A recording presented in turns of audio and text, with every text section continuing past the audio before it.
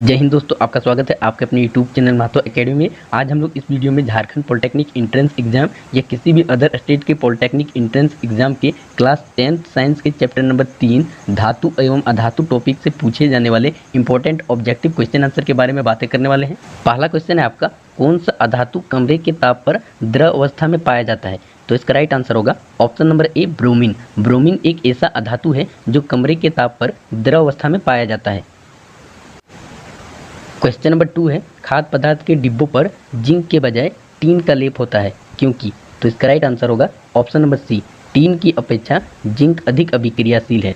क्योंकि जिंक अधिक अभिक्रियाशील धातु है तो ये खाद्य पदार्थ से अभिक्रिया करके उसको खराब कर देगा, इसलिए हम लोग खाद्य पदार्थ के डिब्बों पर जिंक के बजाय टीन का लेप लगाते हैं। क्वेश्चन नंबर 3 है, क्रायोलाइट इस धातु का एस्क है। तो इसका राइट आंसर होगा option number C, aluminium.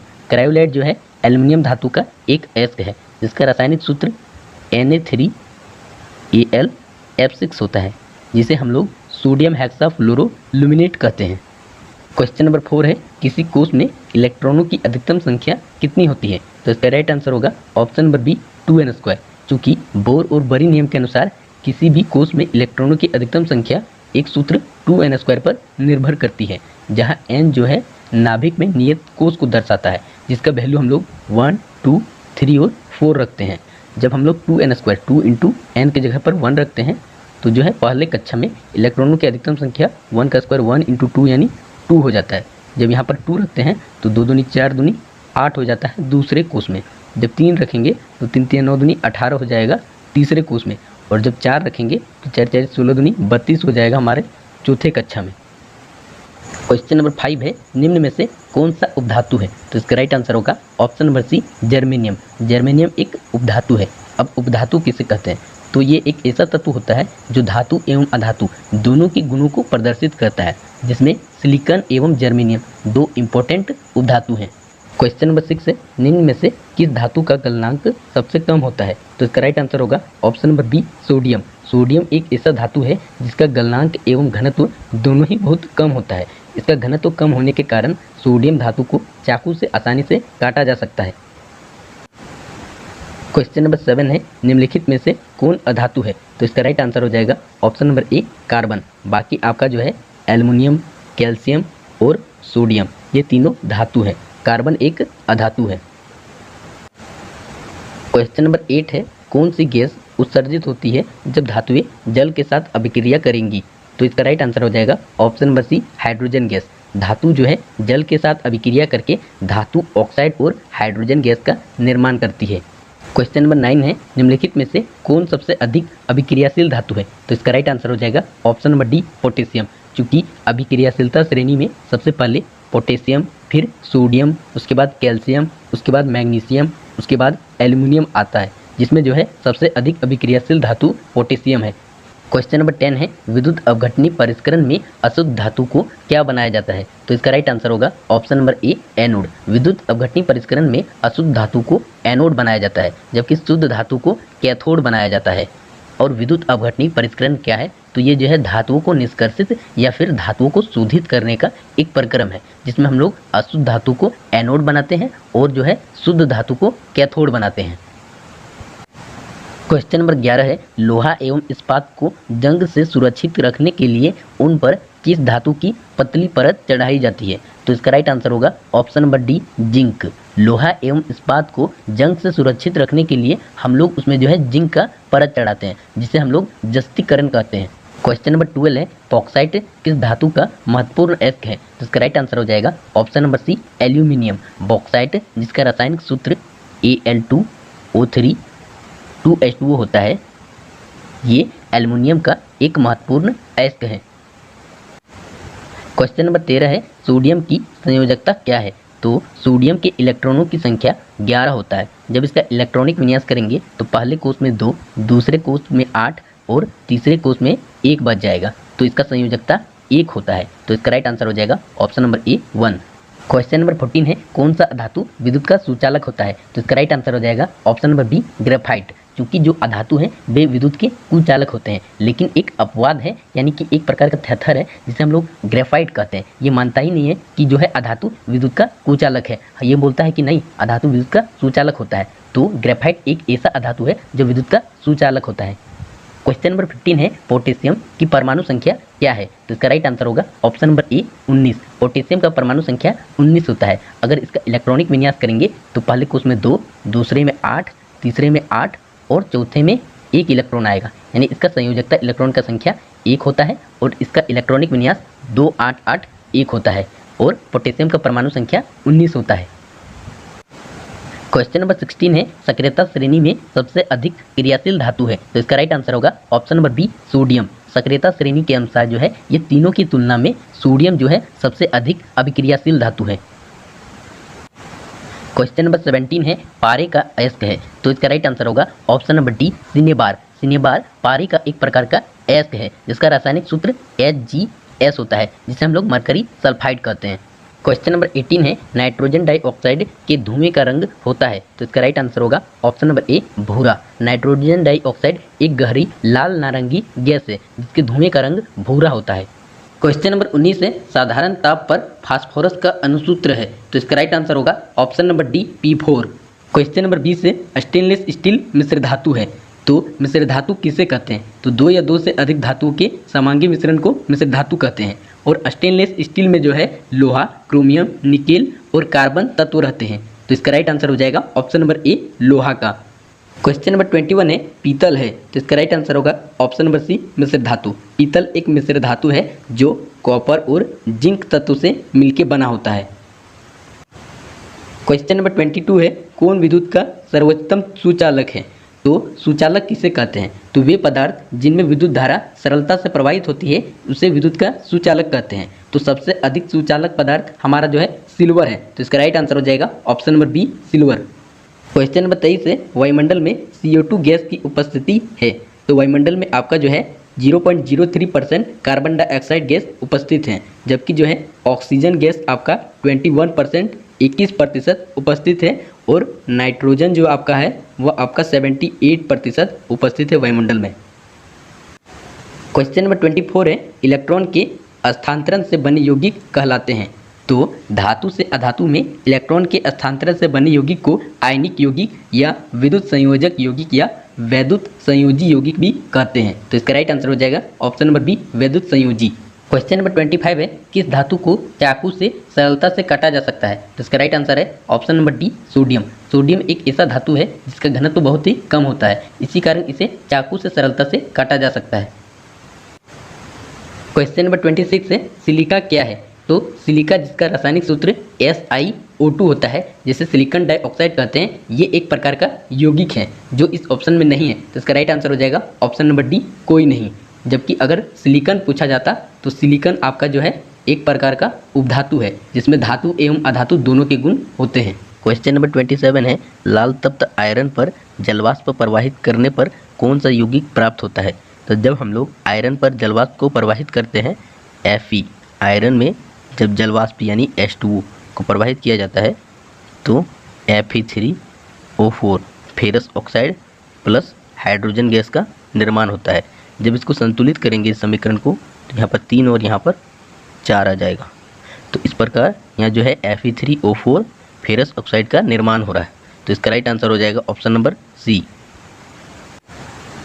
Question number 28 है शुद्ध सोना को व्यक्त किया जाता है? तो इसका राइट आंसर हो जाएगा ऑप्शन नंबर बी 24 कैरेट। शुद्ध सोना को 24 कैरेट से व्यक्त किया जाता है। ये बहुत ज़्यादा नरम होता है और ये आभूषण बनाने के लिए उपयुक्त नहीं होता है। इसको आभूषण बनाने के लिए थोड़ा कठोर होना पड़ता है और इसके लिए हम लोग क्या करते हैं चांदी या कॉपर के साथ इसको मिश्रित कर देते हैं 24 कैरेट के सोना को। और भारत में जो है प्रायः आभूषण बनाने के लिए 22 कैरेट के सोने का उपयोग किया जाता है। भारत में आभूषण बनाने के लिए प्रायः 22 कैरेट के सोने का उपयोग किया जाता है। 22 कैरेट सोने का मतलब होता है 22 भाग शुद्ध सोने का होगा और 2 भाग जो है कॉपर या चांदी मिश्रित किया जाता है, लेकिन शुद्ध सोना को 24 कैरेट से व्यक्त किया जाता है। क्वेश्चन नंबर 29 है जल में हाइड्रोजन तथा ऑक्सीजन की परमाणु संख्याओं का अनुपात है?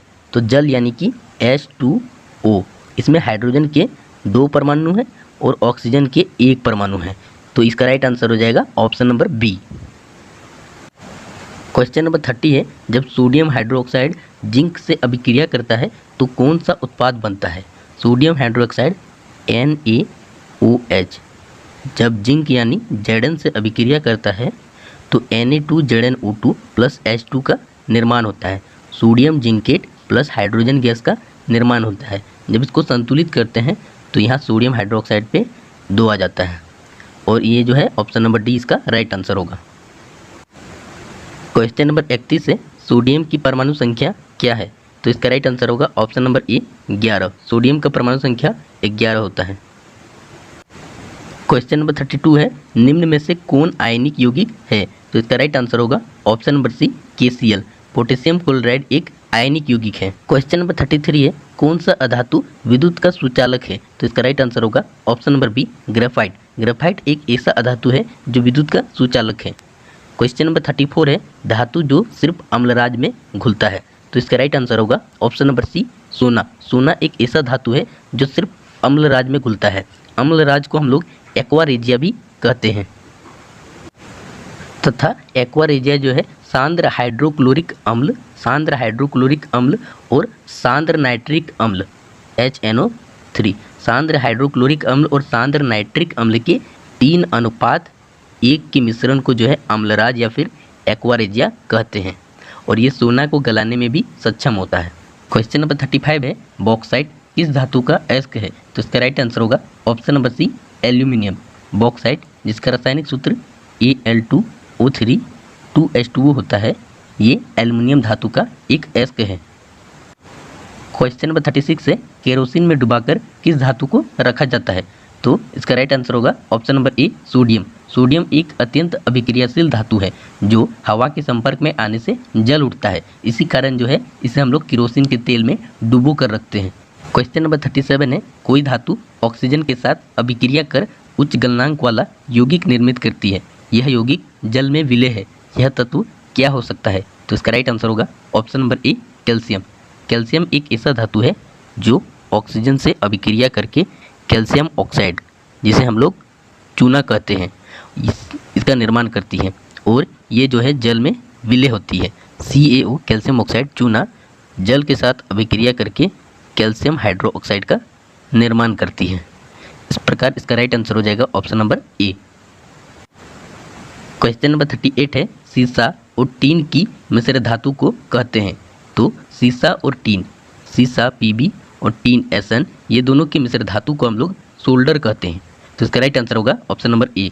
क्वेश्चन नंबर 39 है, निम्नलिखित में से किसे चाकू से काटा जा सकता है? तो इसका राइट आंसर होगा ऑप्शन नंबर ए लिथियम, यानी कि क्षारीय धातु लिथियम, सोडियम और पोटेशियम इतने मुलायम होते हैं कि इनको चाकू से काटा जा सकता है क्योंकि इनका जो है घनत्व और द्रव्यनांक बहुत ही कम होता है। तो इसका राइट आंसर होगा ऑप्शन नंबर ए लिथियम एक ऐसा धातु है जिसे चाकू से काटा जा सकता है। क्वेश्चन नंबर 40 है, निम्नलिखित में से कौन अधातु है? तो इसका राइट आंसर होगा option number B carbon. Carbon एक अधातु है जबकि फेरस, लोहा, एल्युमिनियम और सोना ये तीनों एक प्रकार का धातु है। तो इसका राइट आंसर होगा ऑप्शन नंबर बी कार्बन एक अधातु है।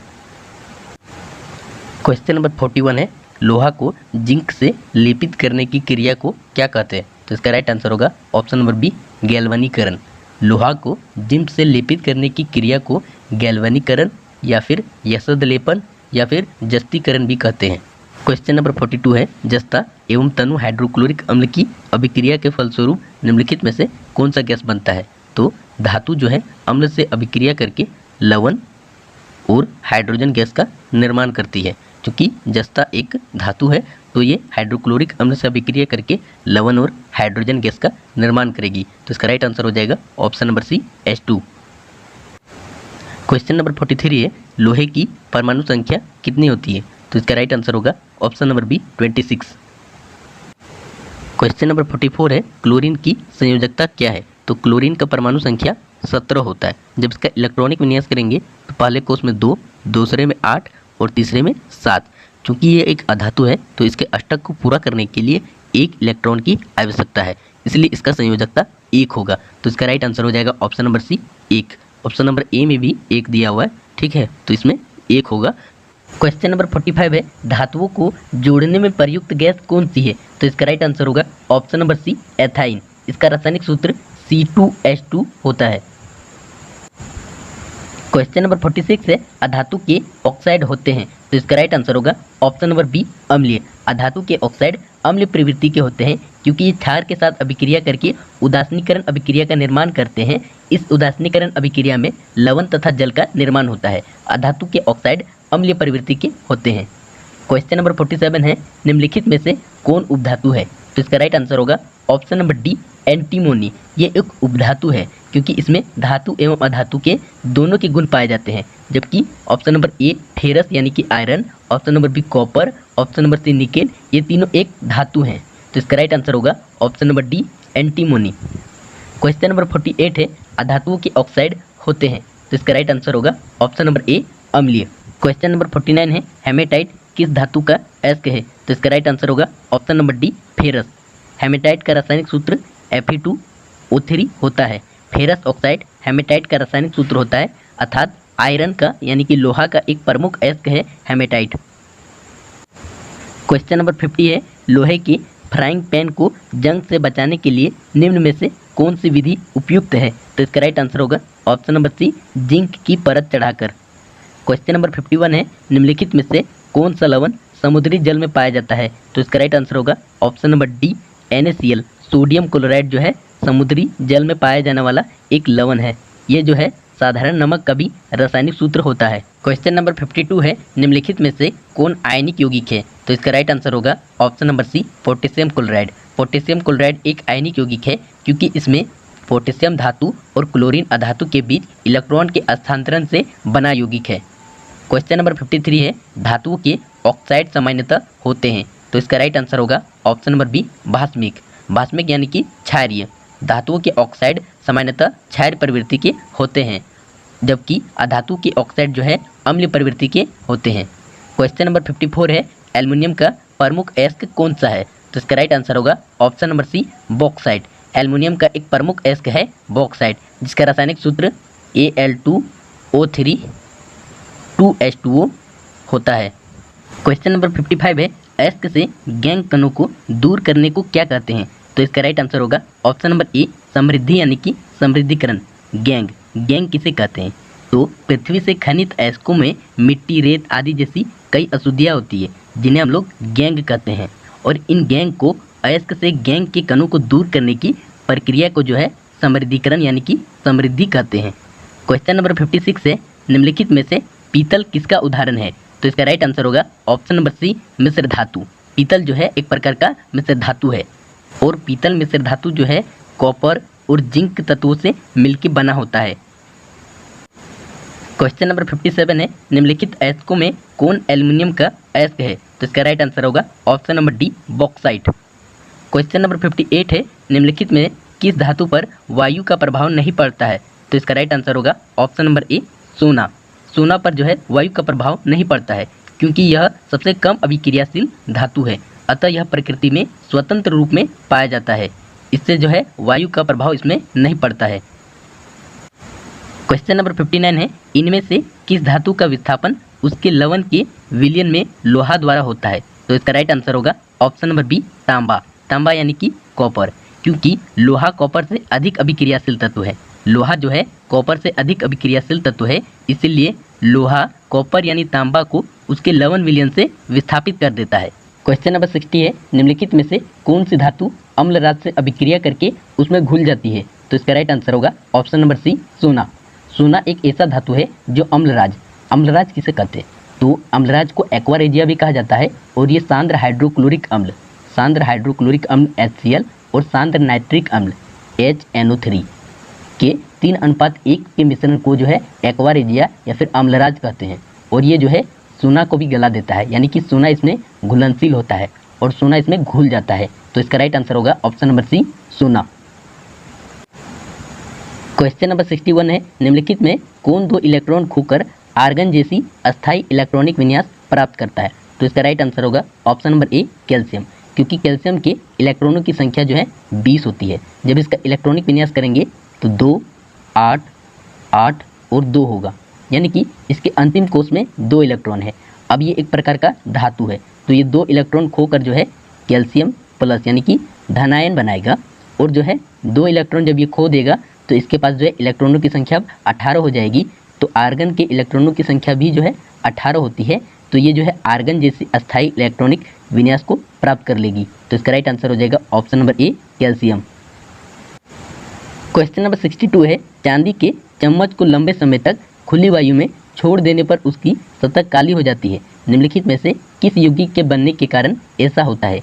तो चांदी के चम्मच को जब हम खुली वायु में छोड़ देते हैं तो उसमें जंग लगना स्टार्ट हो जाता है और जंग लगते लगते उसमें जो है काला परत चढ़ जाता है और वो काला परत जो है सिल्वर सल्फाइड के निर्माण के कारण होता है। तो इसका राइट आंसर हो जाएगा ऑप्शन नंबर सी, Ag2S यानी कि सिल्वर सल्फाइड। क्वेश्चन नंबर 63 है, ऑक्सीजन की अनुपस्थिति में अयस्क को उसके द्रव्यमान से कम ताप पर गर्म करके धातु को उसके ऑक्साइड में परिवर्तित करने की प्रक्रिया को क्या कहलाती है? तो इसका राइट आंसर होगा ऑप्शन नंबर ए, निस्तापन। यह प्रक्रिया जो है निस्तापन कहलाती है और इस प्रक्रिया में हम लोग जो है कार्बोनेट अयस्क को जो है वायु की अनुपस्थिति में उसके द्रव्यमान से कम ताप पर गर्म करके उसको ऑक्साइड में परिवर्तित करते हैं। यह प्रक्रिया निस्तापन कहलाती है। इसका राइट आंसर हो जाएगा ऑप्शन नंबर ए। क्वेश्चन नंबर 64 है, निम्नलिखित में कौन सा संयोजक यौगिक है? तो इसका राइट आंसर होगा option number D, carbon tetrachloride CCl4। ये एक प्रकार का सहसंयोजक यौगिक है। अब सहसंयोजक यौगिक किसे कहते हैं? तो जब दो अधातु एक दूसरे के साथ प्रतिक्रिया करते हैं तो वे एक सहसंयोजक यौगिक बनाते हैं। जब दो अधातु एक दूसरे के साथ प्रतिक्रिया करते हैं तो वे सहसंयोजक यौगिक बनाते हैं और ये इस प्रकार के यौगिक जो होते हैं विद्युत के कुचालक होते हैं।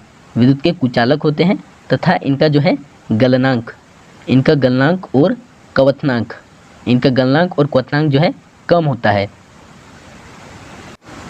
क्वेश्चन नंबर 65 है, तत्वों के निम्न युग्मों में कौन सा युग्म पीतल में उपस्थित रहता है? तो इसका राइट आंसर होगा ऑप्शन नंबर बी, कॉपर एवं जिंक। ये दोनों मिलकर जो है पीतल मिश्र धातु का निर्माण करते हैं। क्वेश्चन नंबर 66 है, निम्नलिखित इलेक्ट्रॉनिक विन्यास वाले तत्वों में कौन अधातु हैं? तो हम आपकी जानकारी के लिए बताना चाहेंगे कि यदि किसी तत्व के इलेक्ट्रॉनिक विन्यास के अंतिम कोश में 1, 2 और 3 इलेक्ट्रॉन हो तो वे धातु कहलाते हैं। तो यहाँ पर देखिए, इसमें 1 इलेक्ट्रॉन है, इसमें भी 2 इलेक्ट्रॉन है और इसमें 3 इलेक्ट्रॉन है। इन तीनों के कोश में 1, 2, 3 इलेक्ट्रॉन है अंतिम कोश में, तो ये क्या हो जाएंगे? धातु हो जाएंगे। तो अधातु पूछ रहा है तो बाकी क्या बच जाएगा? ऑप्शन नंबर सी, तो ये हो जाएगा अधातु। और एक होता है जिसके अंतिम कोश में 4 इलेक्ट्रॉन है तो वो उपधातु हो जाएगा। ठीक है, वो उपधातु हो जाएगा। और उसके बाद जो है इसमें आता है सिलिकॉन और जर्मेनियम, ये 2 इम्पोर्टेंट उपधातु हैं।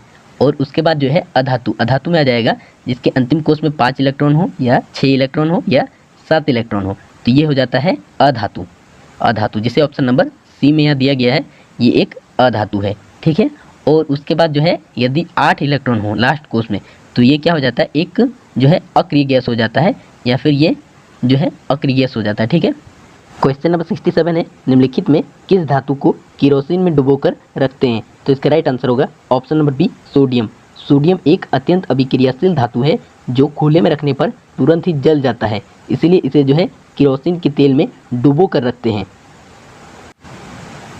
क्वेश्चन नंबर 68 है, निम्न में कौन सी धातु साधारण ताप पर द्रव रूप में पाई जाती है? तो इसका राइट आंसर होगा ऑप्शन नंबर सी, मरकरी या पारा, जिसे हम लोग जो है Hg से डिनोट करते हैं। ये एक ऐसा धातु है जो कमरे के तापमान पर या फिर साधारण ताप पर द्रव अवस्था में पाया जाता है। क्वेश्चन नंबर 69 है, निम्नलिखित यौगिकों में कौन जल में विलय है? तो इसका राइट आंसर होगा option number B, glucose. Glucose जो है जल में विलय होता है। क्वेश्चन नंबर 70 है, बॉक्साइट निम्नलिखित में से किस धातु का अयस्क है? तो इसका राइट आंसर होगा option number C, aluminium. Bauxite जो है एल्युमिनियम का एक प्रमुख अयस्क है। क्वेश्चन नंबर 71 है, उच्च विद्युत धनात्मकता के कारण धातुओं के परमाणु आसानी से बना सकते हैं। तो इसका राइट आंसर होगा ऑप्शन नंबर ए, धनाविष्ट आयन या फिर धनावेशित आयन। उच्च विद्युत धनात्मकता के कारण धातु जो है अपने 1, 2 या 3 परमाणु को खोकर जो है धनायन बना सकते हैं। क्वेश्चन नंबर 72 है, निम्नलिखित में किस विद्युत द्वारा लोहे की कड़ाही को जंग लगने से बचाया जा सकता है? तो इसका राइट आंसर होगा ऑप्शन नंबर सी, जस्ता की परत चढ़ाकर, जिसे हम लोग जस्तीकरण कहते हैं या फिर गैल्वनीकरण भी कहते हैं, और इसे जो है यसद लेपन भी कहा जाता है। तो हम लोग जो है इस विधि द्वारा लोहे की कड़ाही को जंग लगने से बचा सकते हैं। क्वेश्चन नंबर 73 है, वह परमाणु जो अपने संयोजी इलेक्ट्रॉन का त्याग आसानी से कर देता है क्या कहलाता है? तो इसका राइट आंसर होगा ऑप्शन नंबर बी, विद्युत धनात्मक कहलाता है। और ऐसा प्रवृत्ति जो है धातुओं में होती है। धातु अपने 1, 2 या 3 इलेक्ट्रॉन हो सकते हैं धातु में, तो इसे इलेक्ट्रॉन को खोकर वो धनावेशित आयन का निर्माण करती है और इसे जो है विद्युत धनात्मक कहलाती है। क्वेश्चन नंबर 74 है, तत्व ए का इलेक्ट्रॉनिक विन्यास 286 है और तत्व बी का 2881 है। ए और बी के संयोग से बने यौगिक की प्रवृत्ति क्या होगी? तो तत्व ए जो है 286 इसका इलेक्ट्रॉनिक विन्यास है, अंतिम कोष में 6 इलेक्ट्रॉन है, यानी ये जो है एक प्रकार का अधातु है, क्योंकि अधातु के अंतिम कोष में या तो 5 या तो 6 या तो 7 इलेक्ट्रॉन होते हैं। और तत्व बी जो है ये एक धातु है, क्योंकि इसके अंतिम कोष में 1 इलेक्ट्रॉन है। और धातु का क्या होता है कि 1, 2 या 3 इलेक्ट्रॉन होना चाहिए अंतिम कोष में।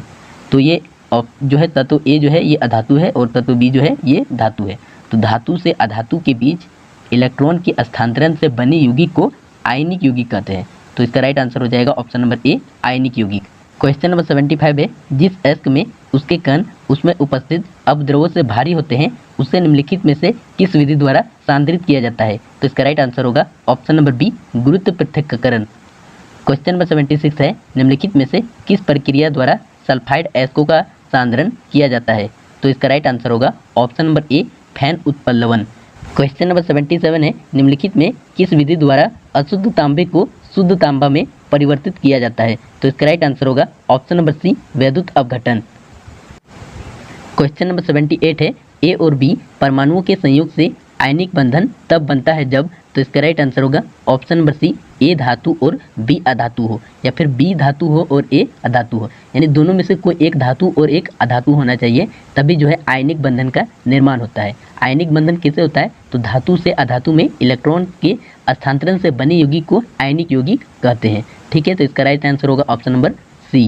क्वेश्चन नंबर 79 है, सक्रियता श्रेणी में हाइड्रोजन के नीचे वाली धातुएं ऑप्शन नंबर ए अम्ल के साथ अभिक्रिया करके H+ आयन बना सकती है, तो ये गलत होगा। उसके बाद ऑप्शन नंबर बी है, अम्ल के साथ अभिक्रिया करके N2 गैस बनाती है, तो ये भी गलत होगा। साधारण ताप पर जल से अभिक्रिया कर सकती है, ये भी गलत होगा। इनमें से कोई नहीं, तो इसका राइट आंसर हो जाएगा ऑप्शन नंबर डी, इनमें से कोई नहीं। क्वेश्चन नंबर 80 है, आयनिक यौगिक के संबंध में निम्न में से कौन सा कथन असत्य है? ऑप्शन नंबर ए, आयनिक यौगिक धन एवं ऋण आयनों के बने होते हैं, तो ये कथन जो है ये आपका सत्य है।